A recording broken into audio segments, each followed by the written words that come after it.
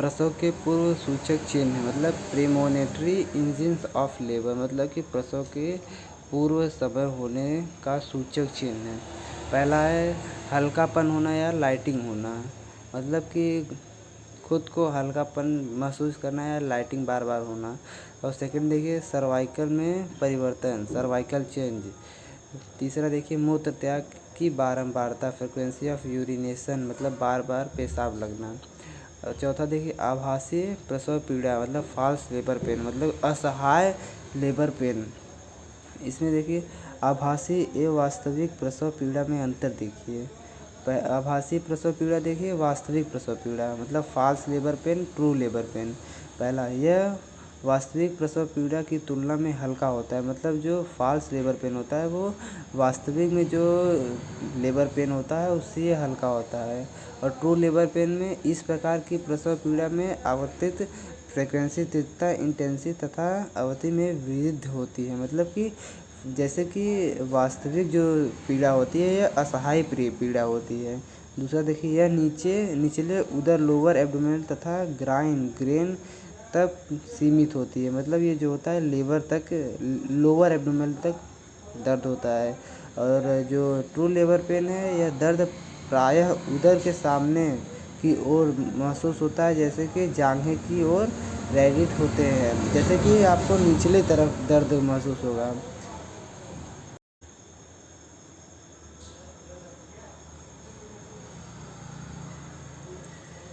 प्रसव प्रथम अवस्था, फर्स्ट स्टेज ऑफ लेबर। प्रसव के प्रथम अवस्था में सर्वाइकल अवस्था या डिटेलिंग के नाम से भी जाना जाता है। यह अवस्था ट्रू लेबर पेन वास्तविक प्रसव पीड़ा के प्रारंभ होने से साथ शुरुआत होता है। इसमें सर्विक्स 10 सेंटीमीटर सेमी डायलेशन में होता है, होने जाने के समाप्त हो जाता है। मतलब जो फर्स्ट स्टेज में लेबर पेन होता है उसमें जो सर्विक्स बुक होता है आपका सर्विक्स, जिसे यूट्रस के पाथ को 10 सेंटीमीटर तक डायलेशन बनता है। उसमें देखिए पहली प्रसव अवस्था में पहला कारण क्या होता है, गुप्त अवस्था मतलब लैटेंट फेज। यह अवस्था ट्रू लेबर पेन में प्रारंभ होती है तथा सर्विक्स लगभग 2.5 सेमी डायलेशन होने तक यह पूर्ण हो जाती है। इसका मतलब ये होता है जो अवस्था लेबर पेन में ट्रू होता है उसका जो सर्विक्स होता है 2.5 सेमी डायलेशन के साथ शुरू होता है। इसमें सेकंड देखिए सक्रिय अवस्था, एक्टिव फेज। इस अवस्था की शुरुआत सर्विक्स में लगभग 2.5 सेमी डायलेट होता है, उसके साथ साथ सर्विक्स बुक जो होता है इसके लगभग 8 सेमी डायलेशन के साथ समाप्त हो जाती है। थर्ड देखिए ट्रांजिशन अवस्था। यह फेज, ये अवस्था जो प्रथम अवस्था होती है उससे अंतिम तथा सबसे छोटी अवस्था होती है। इसकी अवधि प्राइमरी ग्रेविडा में 2 घंटे, मल्टी ग्रेविडा में 1 घंटे होते हैं। इस अवस्था के दौरान यूट्रिन कंस्ट्रक्शन इंस्टेंटेनियस ड्यूरेशन बढ़ जाती है। इसका मतलब कि जो प्रसव होता है सबसे छोटी। आइए अब देखते हैं प्रसव का सिद्धांत यानी प्रिंसिपल। पहला, महिला को इन्फेक्शन से रोकने के लिए तथा माता के पेरिनियल क्षेत्र में लगने वाले इंजरीज को रोकथाम करना तथा सावधानी के बारे में बताना चाहिए। दूसरा, गर्भस्थ शिशु को गर्भाशयी गुहा मतलब यूरिन कैविटी के प्राकृतिक रूप के बाहर आने में असिस्ट कराना चाहिए, मतलब किसी को और साथ में लेके बच्चे को बाहर निकालना चाहिए। तीसरा देखिए किसी भी प्रकार की अनावश्यक जल्दबाजी से बचना चाहिए, मतलब किसी प्रकार की जल्दबाजी नहीं करना चाहिए अनावश्यक। महिला को आईवी फ्लूइड प्रदान कराना चाहिए, मतलब महिला को फ्लूइड चढ़ाना चाहिए। फिर देखिए महिला को पोषण के बारे में सलाह देनी, महिला के खान पान के बारे में बताना चाहिए। गर्भस्थ शिशु के हृदय धड़कन। आइए बात करते हैं गर्भस्थ शिशु के हृदय धड़कन की दर का मूल्यांकन मतलब evaluation of fetal heart rate. गर्भस्थ शिशु की वेल बीइंग को पता लगाने तथा फेटल डिस्ट्रेस ऑफ आइडेंटिफिकेशन हेतु गर्भस्थ शिशु की हृदय की धड़कन को बार बार एक्सेस करना चाहिए, मतलब कि बार बार जो शिशु है उसकी धड़कन को, हार्ट रेट को देखना चाहिए। प्रसव के द्वितीय अवस्था के दौरान फेटल हार्ट रेट FHR की जांच प्रत्येक 5 मिनट बाद करनी चाहिए, मतलब फेटल का हार्ट रेट 5-5 मिनट बाद देखना चाहिए। योनि परीक्षा मतलब विजिनल एग्जामिनेशन। प्रसव की द्वितीय अवस्था के प्रारंभ में ही योनि का परीक्षण मतलब विग्नल एग्जामिनेशन किया जाता है। इसके निम्न उद्देश्य होते हैं, मतलब कि जो प्रसव के द्वितीय अवस्था में बार बार योनि को परीक्षण करना चाहिए। गर्भस्थ शिशु की पेल्विक पोजीशन तथा स्टेशन का पता करना चाहिए, मतलब पेल्विक में उसका शिशु को पता करना चाहिए पेल्विक में जा रहा है या नहीं। सेकंड देखिए, महिला के फेटल हेड को लगातार नीचे सिसकने को अनुचित करना चाहिए, मतलब कि उसको नीचे की तरफ सांस लेना के लिए कहा जाना चाहिए। तीसरा, सर्विक्स की विवर्तन मतलब सर्विकल डाइजेशन तथा झिल्लियों मेम्ब्रेन्स को स्थिति के बार बार पुनः एक्सेस कराना चाहिए। चौथा, कॉर्ड प्रोफेज की उपस्थिति को पता करना चाहिए। फिर इसमें देखिए, प्रसव की द्वितीय अवस्था मतलब सेकेंड स्टेज ऑफ लेबर। प्रसव की इस अवस्था में एक्सपल्सेशन स्टेज के नाम से भी जाना जाता है। इस अवस्था की शुरुआत में सर्विक्स पूरी तरह डायलेट हो जाने के साथ बर्थ कैनाल से होते हैं फेटस के बाहर आ जाने तक के साथ समाप्त हो जाता है। प्रसव की द्वितीय अवस्था को 2 भागों में बांटा गया है, जैसे कि पेल्विक अवस्था मतलब पॉल्सिव अवस्था। यह अवस्था सर्विक्स की पूरी तरफ से डायलाट होने के साथ प्रारंभ होती तथा फेटस की प्रेजेंटेशन पार्ट पेल्विक कैविटी का सिसक जाने से समाप्त हो जाती है। दूसरा देखिए, एक्सपल्सिव फेज। एक्सपल्सिव अवस्था है यह अवस्था जब गर्भस्थ शिशु के बर्थ कैनाल से होते हुए बाहर आ जाने के साथ यह अवस्था समाप्त हो जाती है। प्रसव की द्वितीय अवस्था के दौरान होने वाले शारीरिक क्रियास्तंभ परिवर्तन physiological change of during second of stage of labour. प्रसव की द्वितीय अवस्था के दौरान होने वाले शारीरिक क्रियात्मक परिवर्तन निम्न हैं, जैसे कि देखिए, पहला, सर्विक्स का पूर्ण विवर्तन completion of dilation of the cervix, मतलब कि कंप्लीट हो जाना, डायलेशन मतलब कंप्लीट हो जाना सर्विक्स का। फिर सेकंड देखिए, प्रसव पीड़ा मतलब लेबर पेन होना। तीसरा, गर्भाशय संकुचन मतलब यूट्रिन कॉन्स्ट्रक्शन, मतलब यूट्रिन जो होता है यूट्रस होता है कॉन्स्ट्रक्शन है कि नहीं, कॉन्ट्रैक्ट है कि नहीं। चौथा देखिए, गर्भाशय शिशु के नीचे की ओर सिसकना मतलब डिटेशन ऑफ द फेटस, मतलब कि नीचे की तरफ सिसकना। फिर देखिए पांचवा, झिल्लियों का फटना रैप्चर ऑफ मेम्ब्रेन, मतलब कि जो प्लेसेंटा होता है उसका फट जाना। फिर छठवां देखिए, कोमल ऊतकों की विस्थापन मतलब डिस्प्लेसमेंट ऑफ सॉफ्ट टिश्यू, मतलब जो सॉफ्ट टिश्यू होते हैं उसका डिस्प्लेसमेंट होना। योनि के बाहर गर्भ प्रस्तुति अंग का दिखाई देना, मतलब visibility of the presentation part through vagina, मतलब विजाइना के बाहर बच्चों की कुछ अंग दिखाई देने। देखिए, गुदा का फैलना तथा चौड़ा होना, dilation of gapping of anus, मतलब एनस के रास्ते थोड़ा फैलना या चौड़ा होना। फिर देखिए, महिला में होने वाले अन्य परिवर्तन अदर मेंटेन चेंज, मतलब कि महिला के अंदर अलग परिवर्तन होना। और देखिए, गर्भ से शिशु को बाहर आना मतलब इम्प्लेशन ऑफ फेटस। और इसमें देखिए, सर्विक्स का पूर्व विवर्तन complete of dilation of the cervix, मतलब सर्विक्स का पूरा विवर्तन देखिए। प्रसव के द्वितीय अवस्था के दौरान हो जाते हैं जब सर्विक्स में 4-5 उंगलियां विपरीत कराई जाती हैं, मतलब कि जब सर्विक्स पूरी तरह से डायलेशन हो जाता है उसमें 2, 4, 5 उंगलियां जाने चाहिए, मतलब उसमें 2-4 उंगलियां डाली जाती है। यह लगभग 10 सेंटीमीटर सर्विक्स डायलेशन हो जाती है, मतलब ये 10 सेंटीमीटर तक खुल जाता है, तो इसे पूर्ण विवर्तन कंप्लीशन ऑफ डायलेशन माना जाता है। प्रसव पीड़ा मतलब लेबर पेन। गर्भाशयी संकुचनों के प्रथम अवस्था की तुलना में यह अधिक तीव्र हो जाते हैं। इसका कारण प्रसव पीड़ा बढ़ जाता है, दर्द प्रत्येक 2-3 मिनट के बाद आता रहता है, मतलब कि जब लेबर पेन में आती हैं और महिलाएं तो 2-3 मिनट बाद उनका पेन होता रहता है। गर्भाशयी संकुचन मतलब यूट्रिन कॉन्स्ट्रक्शन। प्रसव की द्वितीय अवस्था के दौरान यूट्रिन कॉन्स्ट्रक्शन अधिक तीव्र हो जाता है, इसके साथ इनकी आंतरिक फ्रीक्वेंसी एवं अवधि ड्यूरेशन बढ़ जाती है तथा मध्य का अंतराल इंटरवल कम हो जाता है। आइए देखते हैं, गर्भ से शिशु के नीचे की ओर सिसकना, मतलब कि डिस्टेंस ऑफ द fetus। हालांकि गर्भस्थ शिशु का नीचे की ओर सिसकना प्रसव के प्रथम अवस्था के दौरान ही प्रारंभ हो जाता है, परंतु तृतीय अवस्था के दौरान यह तेजी से नीचे की ओर जाती है।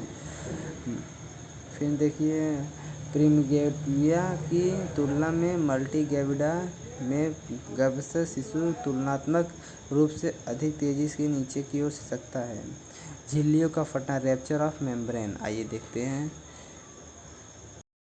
सर्विक्स पूर्ण तरह से विवरण के बाद प्रसव की तृतीय अवस्था के दौरान प्रारंभ हो जाता है। सामान्य मेम्ब्रेन फट जाती है तथा पर्याप्त मात्रा में एमोनोटिक फ्लूइड बाहर की ओर निकलता है। प्रसव की द्वितीय अवस्था का labour management of second stage of labour.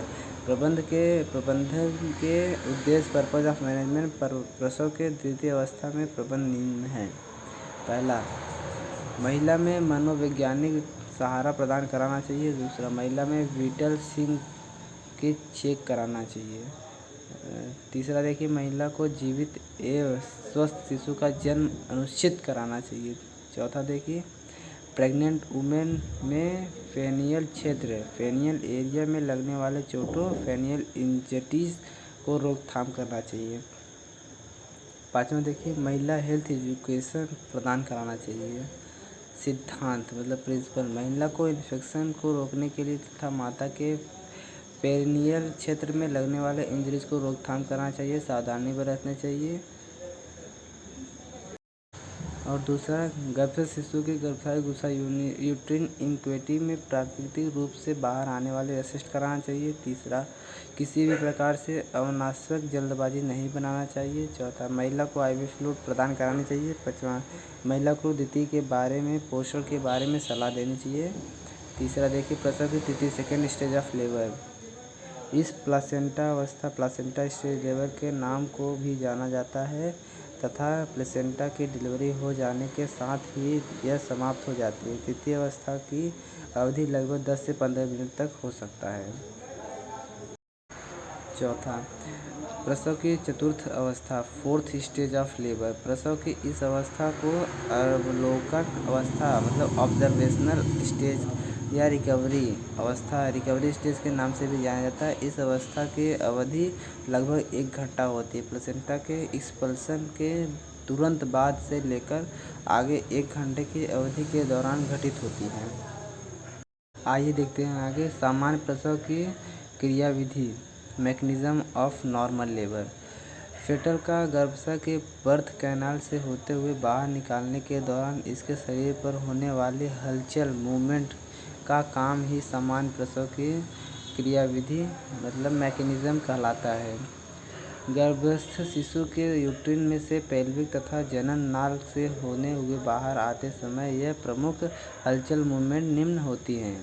Management of fetal head in pelvic brim, internal rotation, crowning, instruction, resolution, external rotation, impulsion of trunks, delivery of fetus. पहला देखिए, इंगेजमेंट। जब गर्भस्थ शिशु के सिर का सबसे चौड़ा डायमीटर माता के पेल्विक में ब्रिम से होकर गुजरता है तो इसे इंगेजमेंट कहते हैं। सेकेंड देखिए, गर्भस्थ शिशु के निचले की ओर सिसकना, distance of the fetals. Fetal set के पेल्विक ब्रिम में इंगेजमेंट होने के बाद यह धीरे धीरे नीचे की तरफ सिसकता रहता है, जबकि प्रथम अवस्था में यह क्रिया घटित होती है जो तृतीय अवस्था में तेजी से हो जाती है। गर्भस्थ शिशु के निचले सिसकने मतलब डिस्टेंशन ऑफ फेटस की प्रक्रिया में निम्न 2 प्रकार के होते हैं। गर्भाशयी संकुचन या स्ट्रेक्शन मतलब यूट्रिन कॉन्स्ट्रक्शन ऑफ एंड रिटेक्शन, माता द्वारा किए जाने वाले ऐच्छिक प्रयास मतलब वॉलंटरी एफर्ट ऑफ मदर। सिर का मुड़ना, फ्लेक्शन ऑफ द हेड। गर्भस्थ शिशु का सिर पेल्विक में नीचे के हिस्से पर गति के धीरे धीरे मुड़ने लगता है। जब पेल्विक से होकर निकलते समय इसके नीचे की ओर होने वाली गति की कोई अवरोध उत्पन्न नहीं होती तब यह अधिक मुड़कर फ्लेक्स हो जाता है। आइए देखते हैं, आंतरिक घुमाव इंटरनल रोटेशन। इस मूवमेंट के द्वारा फेटल हैंड के ऑक्सीपिट 45 कोण मतलब 45 सेंटीमीटर पर आगे की ओर स्टैनली सिम्पसन प्यूजिक ऑफ रोटेशन कहता है तथा इसकी position left occipito anterior LOA से परिवर्तित होकर ऑक्सीपिटो एंटीरियर हो जाती है। आइए देखते हैं आगे क्रॉइंग। इंटरनल रोटेशन के बाद फेटल हेड लगातार नीचे की ओर खिसकना प्रारंभ हो जाता है। यह स्थिति जब सिर का अधिकतम डायमीटर बाइपोराइटल डायमीटर तथा संकुचन की समाप्ति पर भी वापस ऊपर की ओर नहीं खिसकता है उसे क्रॉइंग कहते हैं। छठा देखिए इंसेक्शन। इंटरनल रोटेशन के बाद फेटल के जन्म के लिए एक मूवमेंट आवश्यक होती है जिसके एक्सटेंशन कहते हैं। सिर में वल्वल आउटलेट से निकलने से पहले एक्सटेंड होना आवश्यक है। हेड की ओर फेटल हेड का एक्सटेंशन का साथ खिंचाव युक्त स्ट्रेच ओवल आउटलेट के से फेटल हेड की पार्ट्स भी बाहर आते हैं। Vertex orbital rigid nose mouth and can. सिर का पुनः पूर्व स्थिति में आना रेडियस। गर्भ से शिशु का सिर बल्ब आउटलेट से बाहर आ जाता है। यह लगभग 45 के कोण में घूमता है। ब्रा घुमाव एक्सटर्नल रोटेशन। गर्भावस्था शिशु के कंधे से इंटरनल रोटेशन के कारण फेटस का सिर इंटरनल रोटेशन हो जाता है। कंधे का एक्सटर्नल रोटेशन लगभग 45 कोण का होता है। इस स्थिति के फेटस का अग्र कंधा इंटरनल शोल्डर सिम्प्सिस प्यूबिक से निचले हिस्से में आता है। नौवां देखिए धड़कन को बाहर आना इंस्पल्सन ऑफ ट्रंक्स। शोल्डर में पेल्विक आउटलेट के अग्र पश्च डायमीटर मतलब एंटीरियर पोस्चर डायमीटर की दिशा में आ जाने के बाद फेटल के नीचे की ओर खिसकना प्रारंभ हो जाता है। अग्र कंधा में सिम्प्टम्स प्यूबिक नीचे की तरफ निकल जाता है। स्पाइन के परविश झुकाव मतलब लेटरल फ्लेक्शन ऑफ स्पाइन द्वारा पश्च शोल्डर पेरिनियम के ऊपर के नीचे निकलता है। कंधे के बाहर या बाद लेटरल फ्लेक्शन द्वारा शेष शरीर भी बाहर आ जाता है। इसी को हम लेबर नॉर्मल लेबर कहते हैं।